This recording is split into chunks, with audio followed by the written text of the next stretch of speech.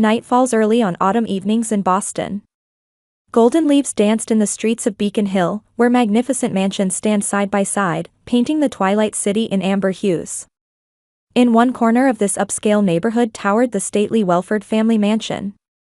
Melissa White parked her car in front of the house and took a deep breath. This home held memories of her childhood, yet now she felt like a visitor.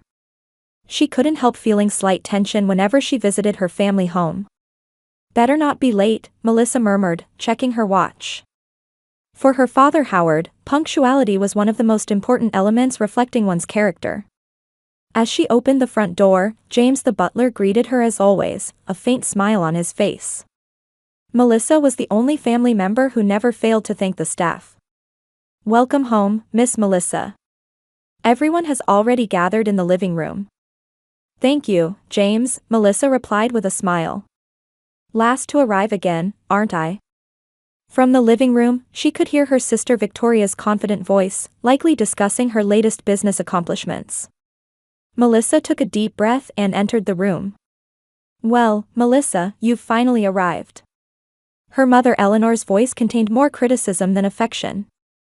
Her posture was perfect, her twin set and pearl necklace exuding the dignity of a queen of society. "Sorry, Mother. I was held up at the kindergarten," Melissa answered quietly. "That job of yours again," Victoria sniffed. "What's the point of looking after children anyway?" Victoria was dressed in a perfect business suit, confidence and authority emanating from her every pore. As vice president of her father's company, Welford Furniture, she effectively ran the business. Her beautiful appearance and sharp mind enhanced her reputation in the business world, but her attitude toward her sister was always cold. "It's meaningful work, Vicky," Melissa replied gently. "At least to me. Are you two starting again?" From the armchair at the far end of the living room came their father Howard's deep voice. His presence was overwhelming. His salt and pepper hair was strictly styled, and his eyes held a sharp light. As the founder of a furniture manufacturing company, he embodied its dignity. "Melissa, why are you late every time? Didn't I teach you the importance of punctuality as a Welford?" "I'm sorry, Father," Melissa said. "I'll be more careful next time." Howard nodded and raised his brandy glass. "Today is a special day. We've announced our new luxury line. Thanks to Victoria, our reputation will rise even further."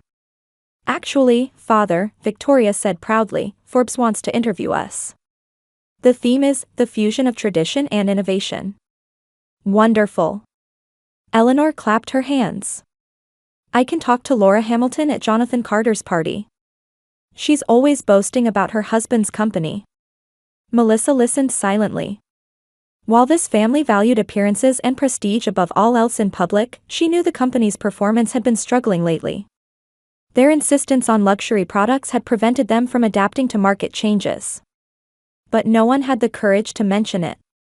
"Melissa, isn't your husband joining us today?" Eleanor asked, her tone carrying a hint of sarcasm.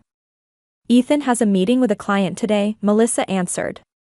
"He'll be here for the family dinner tomorrow." "Ah, that consultant," Howard said dismissively. "Is he still driving that old car?" Melissa smiled. "Yes, he finds value in other things."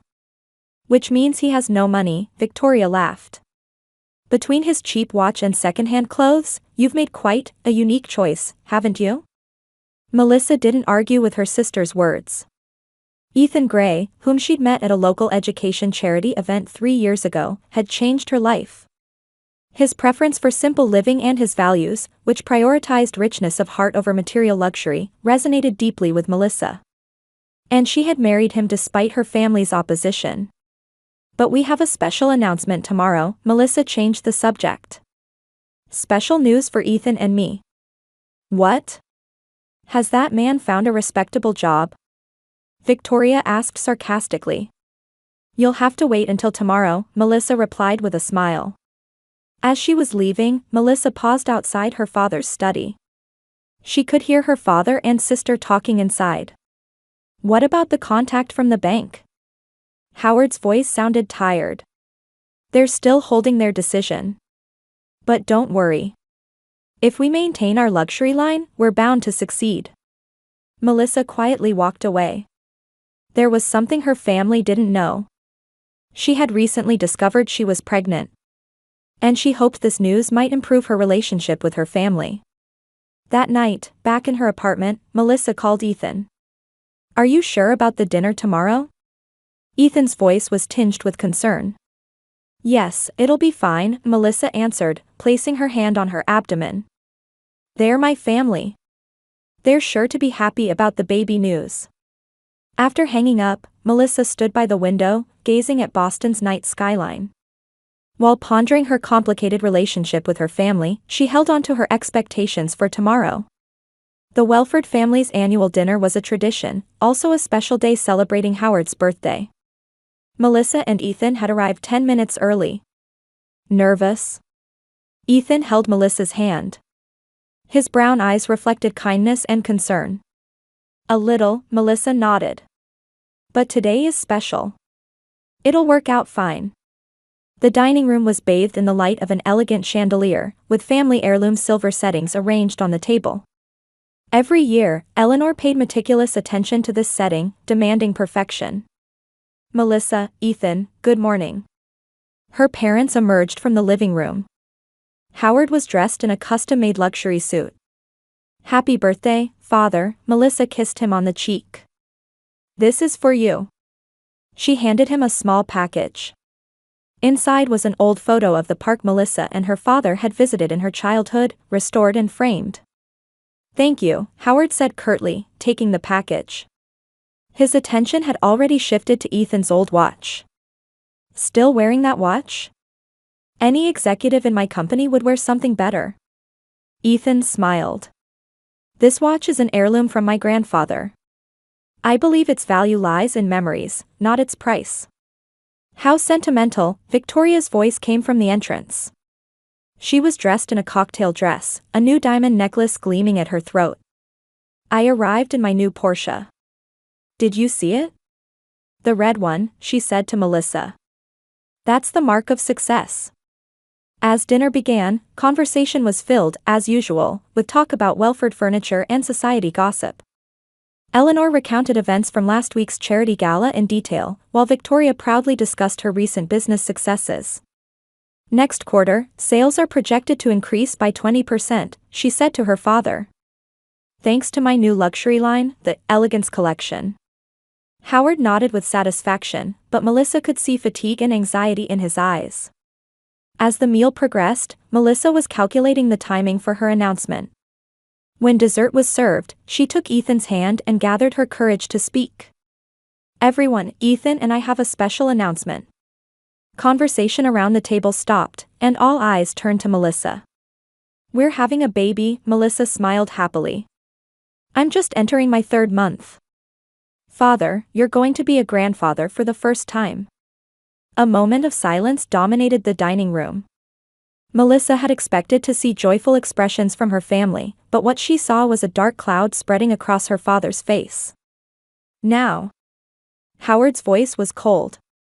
"At a time like this? That man's child." Melissa felt her heart freeze. "What do you mean?" "You know what I mean," Howard stood up. "The company is at a crossroads.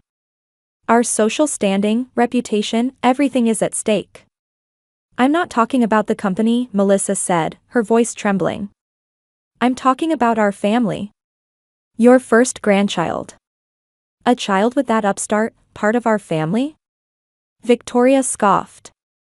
"I'm busy saving the company right now. I don't have time to babysit." Eleanor placed a hand on her chest, her expression grave. "A child with that man? What will I tell our acquaintances?" Martha Hamilton was boasting that her grandchild got into an elite university.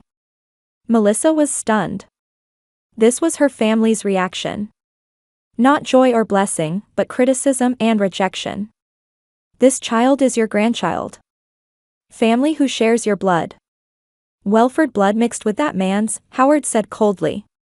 Ethan quietly stood up and placed a hand on Melissa's shoulder. "Melissa just wanted to share happy news. Why are you treating her this way?" Shut up, Howard said, his voice filled with anger. I can't imagine someone as poor as you raising my grandchild. Can you imagine what environment they'll grow up in? What will happen to our social standing? Father, please, Melissa said, holding back tears. I know about the company's difficulties. Maybe Ethan could help. Difficulties? Howard's face flushed. Who said that? I have ears, Melissa answered quietly. I know the bank refused your loan, that the new line isn't selling as well as expected. I know everything. A spy. Victoria said angrily. Did you tell that man about our family problems? Ethan is a business consultant. He might be able to help. We don't need charity, Howard slammed the table. The Welfords have overcome difficulties on their own for generations. We don't need your husband. Melissa squeezed Ethan's hand tightly. Her heart was filled with shattering pain. We're leaving, Ethan said quietly. Stress isn't good for Melissa and the baby. Running away? Victoria sneered. Typical for a poor man. Eleanor remained silent, simply staring at a stain on the tablecloth. Her silence was the most painful rejection for Melissa. Let's go home, Ethan whispered in Melissa's ear. As they stood up, Howard threw his final words. This is the path you chose, Melissa. That man, that child, and a poor life. Don't regret it. Melissa turned and looked at her family. True wealth isn't in bank balances or social status. It's in love and compassion. Perhaps you're the ones who are poor if you can't understand that. Outside, stars shone in the night sky. Ethan quietly opened the car door and guided Melissa to the passenger seat. Are you okay? He asked gently. Melissa nodded, but tears streamed down her cheeks. I thought they would change. Because of the baby. Ethan held her hand. Time might resolve things. For now, let's focus on our family, this little life. A week passed. From the window of Melissa's apartment, the rainy Boston streets were visible. The gray sky seemed to reflect her heart. Are you really going? Ethan asked worriedly. He was watching his wife while making coffee in the kitchen. Mom called. Melissa moved away from the window and sat on the sofa. She wants to talk. Maybe they've reconsidered. Ethan silently placed the coffee cup down and sat beside Melissa. It's wonderful to have hope, but perhaps you shouldn't expect too much. I know, Melissa held his hand. But they're my family. This child has grandparents and an aunt. I don't want to give up. Ethan sighed deeply and kissed his wife's cheek gently. Your kindness is wonderful. But if anything happens, call me right away. I'll come get you. Melissa smiled. His words always carried a warmth that sought to protect her. An hour later, Melissa stood in front of the Welford mansion. Looking up at the garden where she had played as a child and the rooms where she'd read books by the window, nostalgia enveloped her. But today there was a different sensation. A tension like visiting a stranger's house. The front door was opened not by James the butler as usual, but by Eleanor. Her expression was cold, with no trace of the warmth once in her eyes. Come in, Eleanor said shortly, leading her daughter. In the living room, Howard stood by the window, looking outside. Victoria sat on the sofa, checking something on her tablet. When Melissa entered, all three looked at her simultaneously. Their gazes were cold as ice. Melissa, Howard spoke up. Sit down. A heavy silence hung in the room. Melissa folded her trembling hands on her lap, waiting for someone to speak. I've thought carefully, Howard finally said. His voice lacked emotion. Your pregnancy damages our family's reputation. I cannot accept a child with that man. Melissa felt a shock as if her heart had stopped. Father, what are you saying? This child is your grandchild. The Welford family has social responsibilities, Eleanor interjected. For generations, we've been part of this city's elite. That man's child would taint our bloodline. Mother. Melissa exclaimed in disbelief. How can you talk about a child that way? Face reality, Victoria said coldly. The Welford reputation is something I'm trying to save right now. Thanks to you and that fetus, everything might be ruined. Melissa stood up. Her body was shaking with anger and sadness. This child is a Welford, a being deserving of love. Ethan will make a wonderful father. His background and wealth don't matter. Don't matter. Howard suddenly exploded. Everything matters. Name, family background, wealth, social status. Without them, a person is nothing. That's not true, Father, Melissa said quietly but firmly. Love and compassion define a person. Love? Howard sneered. It's because you believe in such illusions that you always fail. I haven't failed, Melissa stiffened. I have a happy marriage, meaningful work, and a child on the way. Is that failure? The atmosphere in the room changed. Howard's face twisted with anger, and he was about to say something when Victoria stood up and grabbed her father's arm. Tell her, Father, her voice contained cruel joy. Tell her what we've decided. Howard fixed his gaze on Melissa and opened his mouth. I don't want to see your child. Get out now. Melissa was speechless. What? Didn't you hear? Howard started walking toward the hallway. You are no longer a daughter of this house. I don't recognize you or that man's child. Melissa followed her father. Father, you can't be serious? I am your daughter. In the corner of the hallway, Melissa's old bag had been placed. It contained childhood mementos of photos, diaries, a small doll. Howard picked it up and headed for the entrance. This is your luggage. The rest has been discarded. Saying this, he threw the bag onto the doorstep, as if disposing of trash. Father. Melissa cried. Why are you doing this? Don't make me say it, Howard said quietly, but with terrible hatred. Someone like you has no right to bear our family name. Melissa looked at her mother. Eleanor lowered her eyes, remaining silent. That silence more eloquently than 1,000 words told of her mother's choice. Mother. Melissa's voice trembled. You too. Victoria chuckled and stood in Melissa's way. A child from a failure like you is just garbage. Malice dwelled in her eyes. Always second best, always insignificant. Whatever you produce has no value. Hot tears streamed down Melissa's cheeks. In disbelief, she stared at her family.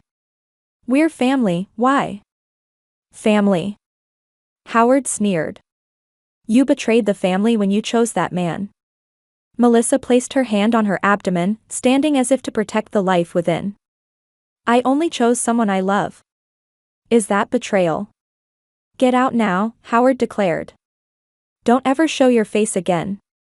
Melissa staggered toward the entrance and picked up her bag. Turning back in tears, she said finally, the day will come when you'll regret this. All of you. She got into her car and inserted the key with tear-blurred eyes. Her hands shook, making it difficult to start the engine. At that moment, a small voice whispered within her, with all this, you still don't really know whose child I'm carrying. For a moment, she considered leaving Ethan's business card on Howard's desk. He wasn't just a consultant but a successful investor and owner of multiple companies. But Melissa discarded the idea. They weren't worth knowing the truth. They couldn't judge with their hearts. As she pulled the car onto the street, her phone rang. It was Ethan. How did it go? His voice was warm and full of concern. Melissa laughed through her tears. It was terrible. It's not my home anymore. I've been thrown out. Come home right now, Ethan's voice was strong and unwavering. I'm waiting for you and the baby. Your real family. With those words, Melissa realized for the first time what true family meant. Not blood ties, but love and acceptance. It was right in front of her. Thank you, she whispered. I'll be right home. The car drove through the twilight city, and Melissa quietly vowed in her heart. Through this pain, she would teach her child the meaning of true family. And she would never become the kind of adult her parents were. 3 months after her banishment, on a winter morning, Melissa woke up in a modest but warm home in the Boston suburbs. Outside the window, snow was falling quietly, coloring the garden trees white. She slowly sat up and placed her hand on her swollen belly. "Good morning, little one," she whispered with a smile. From the next room came Ethan's voice. He was talking to someone on the phone. Business talk, Melissa thought. She had noticed her husband getting up earlier than usual to work. Heading to the kitchen, she found breakfast and a note Ethan had prepared on the counter. "In my office. I'll join you for breakfast after my meeting. With love." Melissa smiled and looked toward her husband's office while making coffee. The door was closed, but quiet conversation could be heard from inside. She turned on the TV and tuned into the morning news. In business news this morning, Boston's long-established furniture maker, Welford Furniture, has been officially sold. The buyer is a mysterious investment group, Gray Investment. The company has indicated plans to revitalize the management system while maintaining the corporate name. Melissa nearly dropped her coffee cup in surprise. Welford Furniture had been sold? How were her father and sister doing? The company had been their entire lives. Just then, her phone rang. Looking at the screen, she saw Victoria's name displayed. Melissa hesitated. The wounds from 3 months ago hadn't yet healed. But perhaps something important had happened. She took a deep breath and answered the phone. "Melissa," Victoria's voice had lost its former arrogance. "Do you have time to talk?" "What is it?" Melissa's voice was cold. "I want to talk in person," Victoria said, almost pleadingly. "Please. It's important." "Why should I meet with you?" Melissa asked quietly. "You called me a failure and my child garbage. Remember?" On the other end of the phone, Victoria could be heard drawing a sharp breath. "Melissa, I'm truly sorry.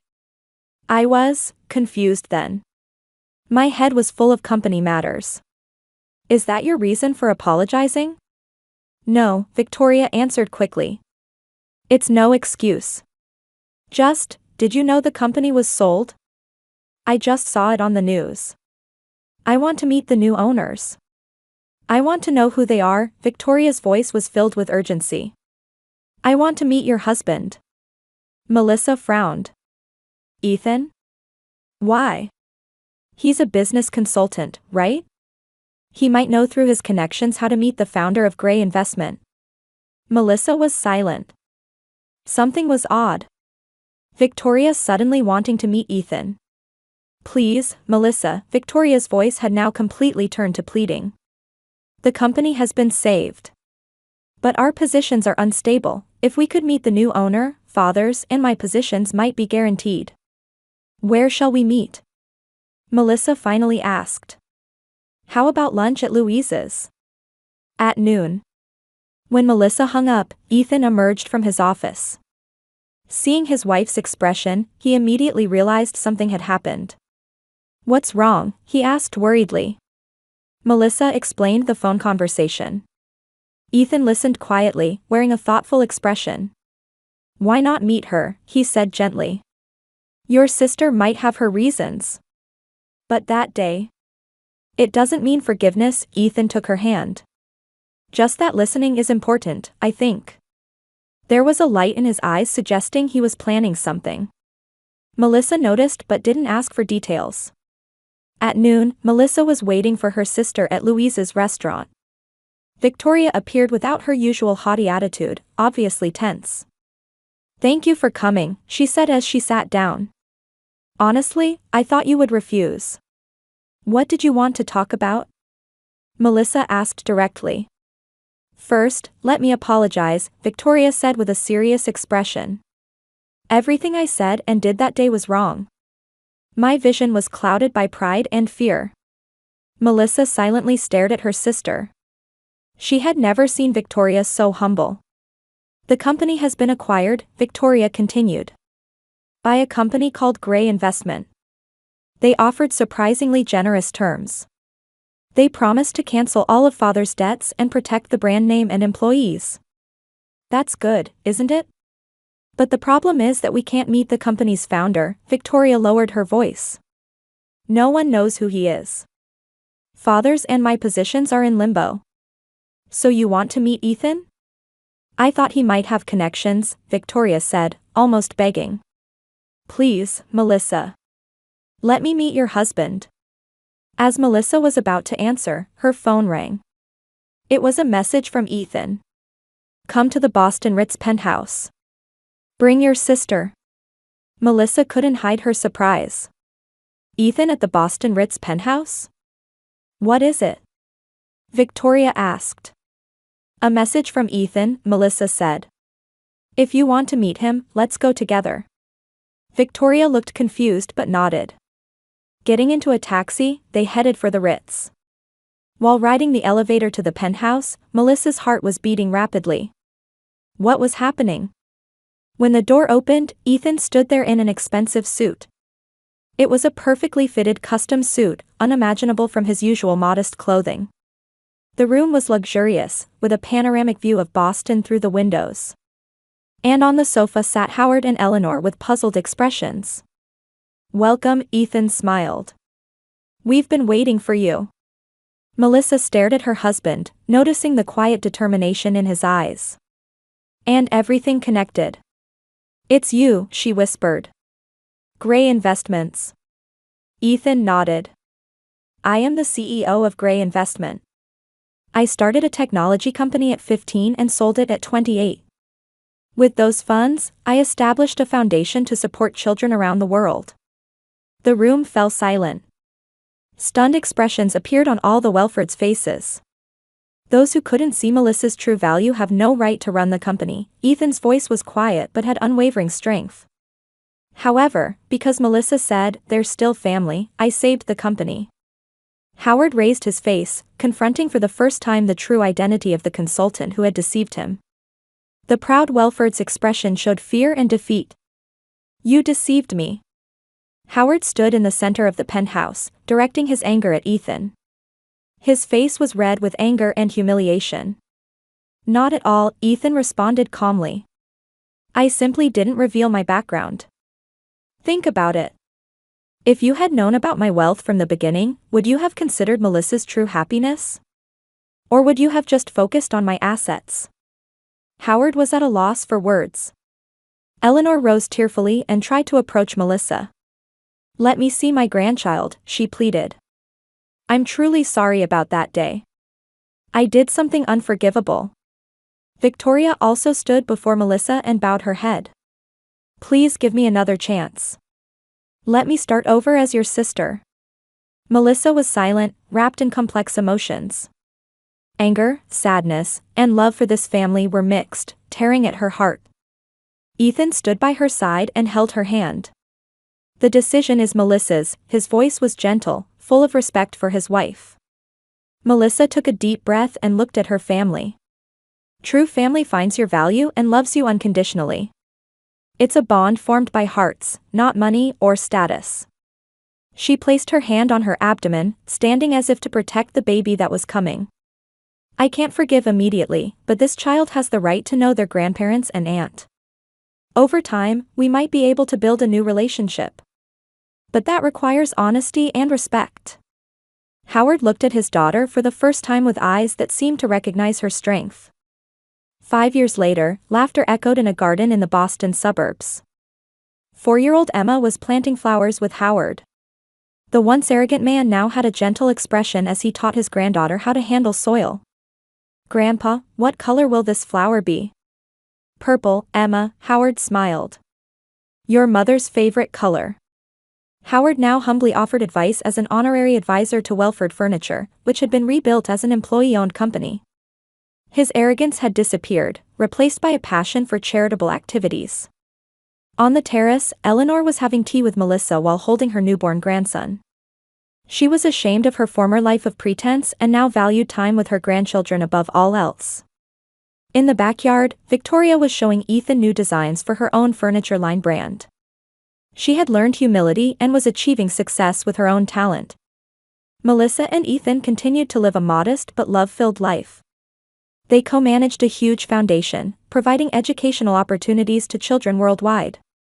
At the Christmas dinner table, where the entire Welford family gathered, Emma innocently asked, "Mommy, what's a real family?"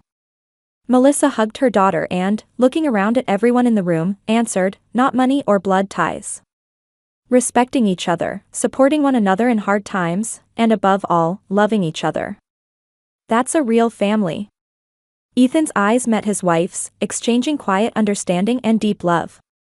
Outside the window, snow began to fall quietly, announcing the arrival of a new season.